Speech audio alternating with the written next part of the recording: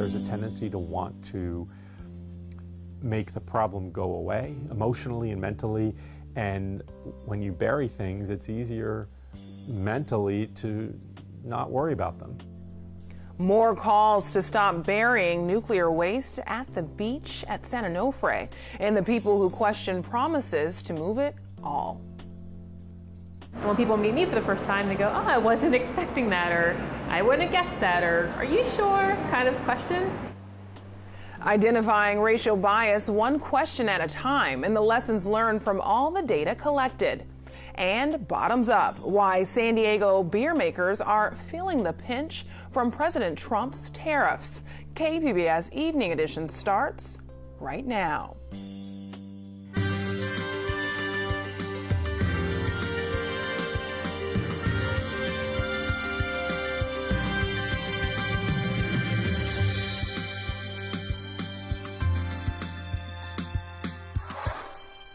Good evening and thanks for joining us. I'm Ebony Monet. The major wildfire burning near Redding is now the 6th most destructive in state history. CAL FIRE has provided an update on the Carr Fire, which has burned 1,000 homes and hundreds of other buildings. Governor Jerry Brown says there's plenty of money to respond to the fire and others, but warns about the impact of climate change and the long-term outlook for fires in California. We're in for a really rough ride, and it's going to get expensive, it's going to get dangerous, and we have to apply all our creativity to making the best out of what is going to be an increasingly bad situation. 13,000 firefighters are assigned to the Carr Fire. Help is also coming from other states and the National Guard. Was an alleged assault of a San Diego County student a case of Islamophobia? A civil rights group is calling for an independent investigation. Today, leaders of the Council on American Islamic Relations spoke out, questioning if Islamophobia motivated students at Greenfield Middle School in El Cajon to bully a classmate. Sidra, who's only being identified by her first name, says classmates targeted her for more than a year. And last March, she says 8 of them followed her home and physically attacked her, even assaulting her parents, who came to her aid. The family says the attackers pulled at the then 13-year-old's hijab and demanded that she prove that she was a legal resident. Here's a bit of what she said about the lasting impact of the incident and what the superintendent of Cajon Valley Union School says about combating bullying overall. After these problems, I hated school and I was scared to go to school. I was frustrated to talk with people. I'm really tired of these problems. If these problems happen to my friends or to anyone, I will feel bad and I will remember all my problems that happened to me. Kids don't bully kids they know. Kids bully the unknown. They bully what they fear. But to say that we have an anti-bullying policy is simply not enough. We have to teach kids how to engage in relationships and how to stand up for others, to be upstanders and not bystanders when these types of things happen. CARE is calling for diversity training for all school staff. Leaders say more than half of American Muslim students report experiencing bullying based on their religious identity. A presidential order that targets so-called sanctuary cities was found unconstitutional. A lawsuit challenged the order that threatened to withhold funding from these cities. Today, the Ninth Circuit Court of Appeals sided with a lower ruling that found President Trump did not have the authority to attach new conditions to the money. The Trump administration said the order applies to a small pot of money that already requires compliance with immigration law. State leaders continue to challenge a census citizenship question. Secretary of State Alex Padilla launched an online portal for Californians to submit public comment. State officials say the question will discourage immigrants from participating in the next census count. The administration has chosen to add a citizenship question to the census in what I believe is a blatant effort to intimidate non-citizens from participating in the census. In choosing to question the citizenship of every person in America, the Trump administration is blatantly disregarding their own scientific advisors, common sense, and the United States Constitution. The census count determines each state's representation in Congress and how much federal funding it gets. California and other states have sued to block the question from appearing on the 2020 census. A citizens group is taking on racial bias in the San Diego Police Department. KPBS reporter Claire Tragesser says recommendations may start with hiring outside the normal channels. And as we started getting more involved, it became obvious to most of us on the board that recruiting would be a very good place to start. Barry Pollard is helping to think of ways to diversify the San Diego Police Department. He's the chairman of the Citizens Advisory Board on Police Community Relations, which has been meeting for a year and a half. Their mission, according to the city, is to review policies, practices, and programs designed to make law enforcement sensitive, effective, and responsive. So the consensus of the group as we're moving forward is it is easier to train someone to use a firearm than it is to teach them how to interact authentically with the community of color or community of underserved people. The board is looking at how police officers are recruited to see if they can introduce more diversity into the force. Instead of hiring so many former members of the military, include school teachers, include people that have worked with social agencies. Just with the hope that we put enough of those folks into the system, they may think twice about pulling a gun and shooting someone. They are also looking to change training practices and procedures within the police department. The goal is to present the recommendations to a city council committee this fall. Claire Tragesser, KPBS News. California law enforcement agencies are now collecting information about the race and identity of the people they stop. KPBS reporter Taryn Minto explores how it can address racial profiling and what the law can teach the rest of us. Ferguson, Missouri sparked a national conversation. It was the summer of 2014. Michael Brown, an 18-year-old black man, had been killed by a white police officer in Ferguson, Missouri.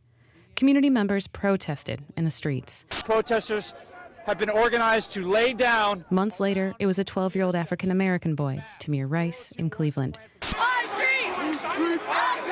And later, a black man on Staten Island named Eric Garner.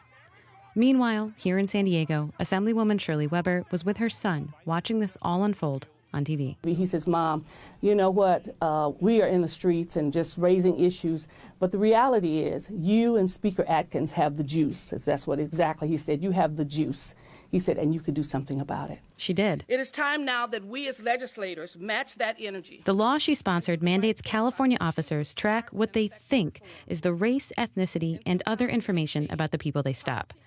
A bill to combat racial profiling that requires officers to silently judge people they stop may seem counterproductive, but Weber says this is key to identifying and addressing bias. You look at a person and they're really multiracial, but you stop them because they look Hispanic, okay? Or you stop them because they look African American, or their head is wrapped and you think they're a Muslim. So the issue is not so much what we are, it's what people think we are, and we stop them based on that. The San Diego Museum of Man features an exhibit on race, asking, are we so different? Education specialist Sydney Garcia teaches visitors about their biases. So the first step is awareness, the second step is taking action on that. Garcia says sometimes we need help recognizing our biases. Whereas the implicit ones are the ones that we aren't aware of until somebody brings them out, or until we start to be more self-conscious and self-reflect on how we move out through the world. For example, her last name, Garcia, and lighter skin color might lead you to believe she's Hispanic. I say black or African American. Were you surprised by that?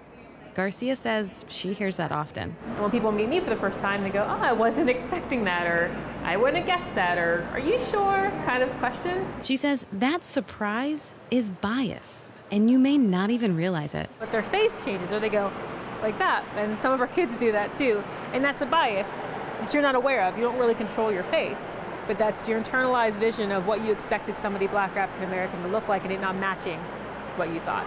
She says expectations of a person's appearance or personality have been shaped throughout history.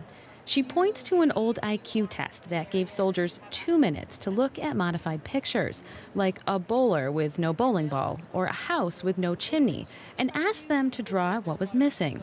But for people who grew up in an area without bowling or had different-looking homes, they scored poorly. Say you have a bunch of people immigrating from a certain country, they all do poorly on this test, and so the thought is, oh, well, that's because this group of people is less intelligent. For law enforcement, the Racial and Identity Profiling Act mandates officers recognize their perceptions by logging them. The RIPA board has a monumental task. And the law created an advisory board to help address them. Co-chair Andrea Guerrero says the board will use the perception data to inform policy and training recommendations. But if Officer A and Officer B are in the same beat and we're still seeing a disparity, then we need to look deeper. She says the law was a grand step toward accountability for a group that exercises significant authority. In order for us to grant that authority, we need to be vigilant about how it's used. Weber says even her son was impressed. He thinks I'm probably the most powerful woman he's ever met, which is unusual because he didn't think that before, and he's in his 30s. But the law applies only to police. Realizing your bias is still optional. For you, there's the Museum of Man. Taryn Mento, KPBS News. Blueprints for 3D guns should have been out today, but a federal judge has blocked them. The judge has issued a temporary restraining order. Yesterday, this stops the online release of plans to make untraceable and undetectable plastic guns. California joined a petition to block the release, arguing 3D guns are a safety risk. People who need housing vouchers got a show of support from the City Council. City Council members approved a ban on discrimination against Section 8 vouchers. The ordinance allows landlords to use credit scores and other legal means to vet tenants, but they cannot use an applicant, or they cannot say no to an applicant based solely on whether they pay rent with a government subsidy. The measure is set to take effect next year. Add another San Diego ballot measure to the long list of November's general election. iNews Source reporter Brad Racino has details. The City Council voted unanimously this week to ask voters to clarify Section 225 of the city charter, a vaguely worded law that requires anyone doing business with the city to disclose their identities. An iNews Source investigation found that this law, which voters overwhelmingly approved in 1992, has rarely been enforced. That means there is little to no information about the people behind billions of dollars in city contracts and purchases. Councilwoman Barbara Bree spoke to us after the vote. The city gives out hundreds of millions of dollars a year in contracts, and it's very important for the city to know with whom we're doing business, to make sure we're doing business with people who have good reputations. Bree expects the ballot language to be completed by next week. For KPBS, I'm iNews Source reporter Brad Racino. To learn more about how this law first came about, go to inewssource.org. iNews Source is an independently funded nonprofit partner of KPBS. U.S. factories are experiencing a slowdown, according to the Institute for Supply Management. American tariffs on imported steel and aluminum are raising costs for many manufacturers. In tonight's Marketplace report, we hear from the largest maker of steel pallet racks on the West Coast. Today, I'm placing tariffs on foreign imports of steel and aluminum. We will have a 25% tariff on foreign steel and a 10% tariff on foreign aluminum when the product comes across our borders.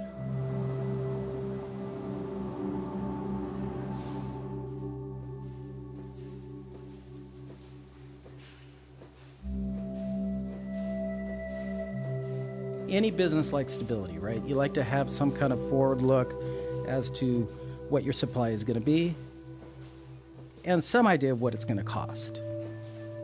Being in the steel industry now for 30 years, we're used to volatility, but this is a little bit different.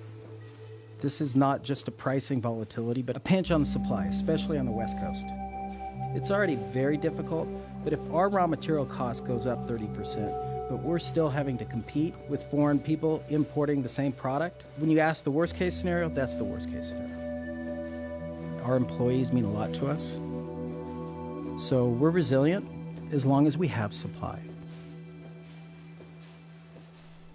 President Trump's tariffs on aluminum are also raising the cost for some brewers to make beer.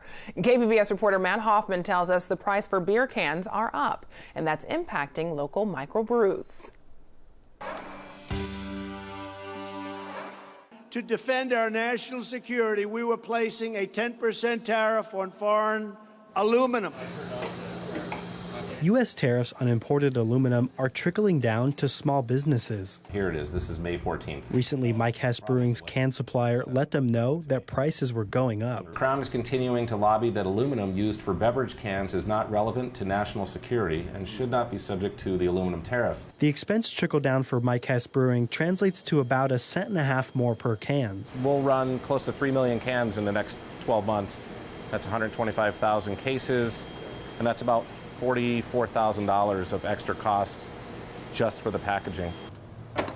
But unlike gas prices that can change daily, this increase is not being passed along to consumers. So that when people walk into a Trader Joe's or a Whole Foods or a Vons or a Stater Brothers or whatever, they see our package at $10 a six-pack.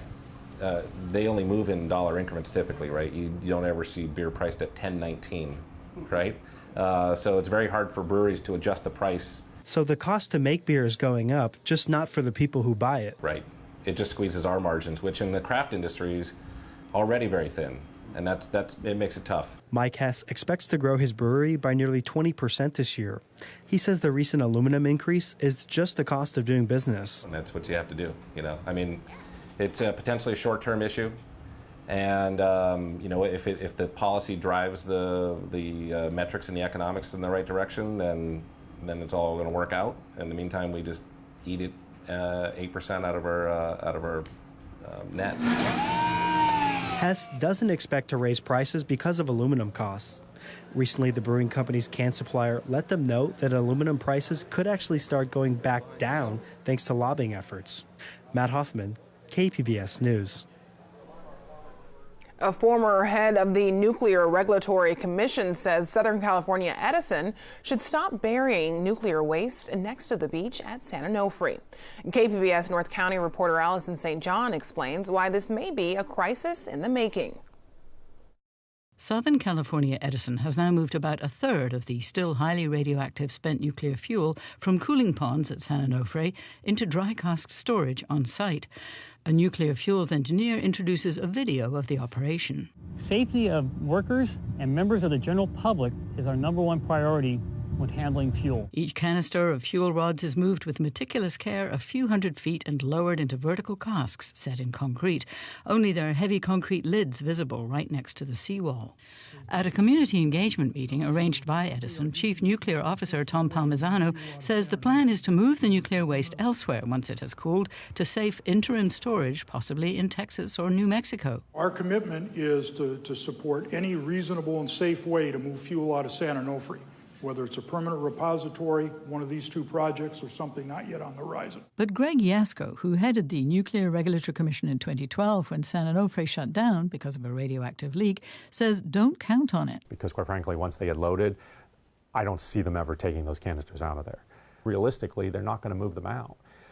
So those permits will be extended, the operational period will be extended repeatedly, and you will have a de facto kind of burial site there. Yasko says the problem of what to do with nuclear waste is a national one. Very quickly people came to this conclusion that the way you solve this problem is you find a place where you can bury it. It's literally called bury and forget, right? You bury the waste, you forget about it. Tom English is a retired electrical engineer who's worked with government and industry on nuclear waste disposal.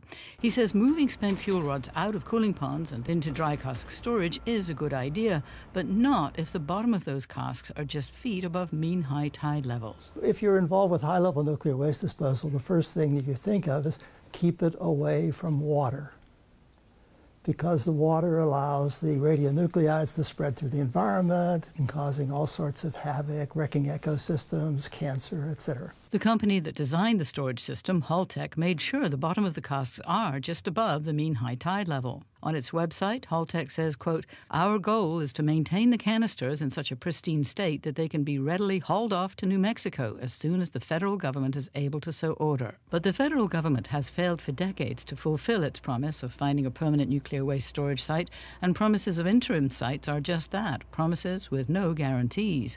English says sea level rise may well overtake Holtec's projected timeline and flood the casks before they can be hauled off. He compares this system with the faulty steam generator design that caused San Onofre to be shut down in the first place. We have a design here which is even more irresponsible than the design of the steam generator. And they're pretending the design is beautiful. Holtec and Edison are still working on ways to inspect and monitor the casks for cracking, which English says is required under the license. Those aren't real right now. It's like, we're going to figure that out later, you know. You should basically say, look, this you guys can't do anything until you figure out how to inspect and monitor. Edison's Palmisano admitted in March that a pin had broken in one of Holtec's new casks, but that the industry has not figured out how to put the spent fuel rods back into the cooling ponds to see if they have a problem. The real challenge, as we would understand it today, and nobody has had to do it yet, is the reflood. It's certainly technically possible. Palmisano said it would take a couple of years to get regulatory approval to move the spent fuel back into the pools. Jasko was the head of the Nuclear Regulatory Commission for 3 years, but he has little confidence the NRC is doing what's needed to protect public safety. Over years, they're at the top of the agency, the political appointees, people like me, that you've tended to have individuals appointed in those top positions in the agency, the commission itself, who have had more of a focus on the industry than they have on the public. And I think that's unfortunate, and you know, I think that's where the focus is. Jasko says there are better alternatives, even if it's moving the waste to the other side of the freeway, 80 feet above sea level on the mesa. I think the first thing that I think they should do right now is stop loading casks. However, the report does not analyze the nuclear waste storage site because the draft report explains its operation is under the exclusive authority of the U.S. government. Alison St. John, KPBS News. I'm Judy Woodruff. Tonight on the NewsHour, police open fire on opposition supporters as Zimbabwe waits for the final presidential vote tally. Coming up at 7 after Evening Edition on KPBS.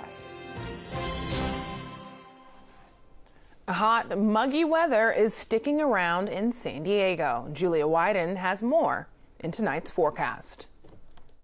Hi, good evening. As we take a look at what's happening on satellite and radar imagery, you can see there are some spot showers well on off to the south, but overall a dry day throughout a lot of Southern California. I do want to remind you that there are some air quality alerts to tell you about. You can see those especially well off to the north. This is due to the numerous fires that we've had in place across California. So if you're going to be traveling up into this direction, be mindful. There is a lot of particulate matter in the atmosphere, and that can aggravate any respiratory issues that you may have. Again, stay safe. As we take a look at what's happening around here tonight, areas farther off to the east, Borrego Springs over towards Mount Laguna, that's where you have that better chance of seeing the passing shower or thunderstorm. Coastal areas should be staying dry. Temperature in Oceanside dropping down to 67. In San Diego, we'll make it down into the low 70s with mostly clear skies. A good amount of humidity, though, in the air, so expect it to feel rather muggy. Again, 73 is that overnight low temp. As we head on into Thursday, we will be staying dry through Southern California. In fact, all throughout California will be hot and hazy. Again, haze due to all that smoke. Isolated showers and thunderstorms are expected farther off to the east over Arizona. Around here, again, can't rule out some areas that get a couple showers or storms to try to move through, again, especially through the higher elevations and on into the deserts, but coastal spots will be staying nice and sunny. Your high temp will be in the low 80s at the coast. We'll stay in the low to mid 80s through the weekend with partly sunny skies. Into the inland region, we have temperatures in the low 90s, mostly sunny, lots of sunshine expected straight through the weekend. A shower or thunderstorm around in your mountain region, high temp at 80 on Thursday. Drier skies to come for Friday and the weekend. And into the desert areas, your temperatures are going to be in the triple digits. Again, a thunderstorm around on Thursday. Friday and the weekend, you'll have plenty of sunshine and heat. Back to you, Ebony. Lights, camera, action. Next month, San Diego film noir hits La Jolla. KPBS cinema junkie Beth Acamando has a preview.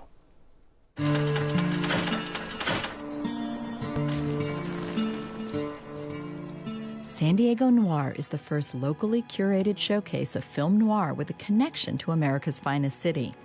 Film noir is a term coined by French film critics that literally means black film. It describes a style of cinema rooted in hard-boiled crime fiction that emerged in the 1940s. It revealed a darkness and cynicism that challenged audiences with something new. San Diego often figures in passing in these films. Flight 24 to Yuma, El Camino, and San Diego now ready. But in The Brothers Rico, the San Diego connection proves ironic, as Coronado stands in for Florida. I've got to get to Cuba, South America, any place where I can get lost. You sound like you're in big trouble. I am. You coming? In the film Tension, San Diego is the place in the past that symbolizes an innocence before things went bad. D.A. Kolodenko and I will host this exploration of San Diego noir. It begins with a double bill this Thursday at La Jolla Athenaeum with The Clay Pigeon, in which characters traveled to San Diego, but scenes were shot in L.A. and on studio backlots. And The Devil Thumbs a Ride, which opens with the robbery of the fictional Bank of San Diego. Beth Accomando, KPBS News. Back at sea, Coral, the olive Ridley sea turtle, dived into the ocean today. She spent 7 months in rehab at SeaWorld San Diego. She was found stranded off the coast of Oregon last year. Vets say she was weak, hungry, and hypothermic. Researchers added a satellite tracking device to her shell before releasing her. And you can find tonight's stories on our website, kpbs.org/evening edition. Thanks for joining us. Have a great night.